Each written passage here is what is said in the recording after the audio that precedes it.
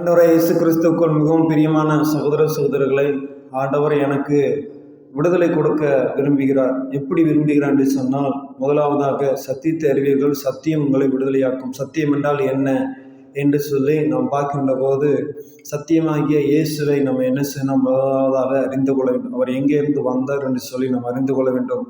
அவன் வானம் எனக்கு சிங்காசனம், பூமி எனக்கு பாதப்படி என்று சொன்ன அந்த ஆண்டவராகிய யெகோவா தேவன் வானத்திலிருந்து பிதாவின் சித்தத்தின்படியாக இந்த உலகத்தில் இறங்கி வந்தார் என்று சொல்லி பரிசுத்த வேதாமத்தில் இப்படியாக நாம் வாசிக்கிறோம். அருமையான சகோதர சகோதரிகளே, அவர் எதற்காக வந்தார்? இந்த பிதாவின் சித்தத்தை நிறைவேற்றும்படியாகவே வந்தார். அருமையான சகோதர சகோதரிகளே, நாம் என்ன செய்யணும்? புரிந்து கொள்ள வேண்டும். அவர் நம்மிடத்தில் வாசம் பண்ணுகிறார், நம்மிடத்தில் செயல்பட விரும்புகிறார். அப்படிப்பட்ட செயல்பாடை நாம் உணர்ந்து செயல்படும் போது அவர் நம்மளையும் வழிநடத்த போதுமானவர், உயர்ந்தவர், அற்புதர். அப்படிப்பட்ட கிருபைகள் இந்த நாளிலே பெற்றுக்கொள்வோம்.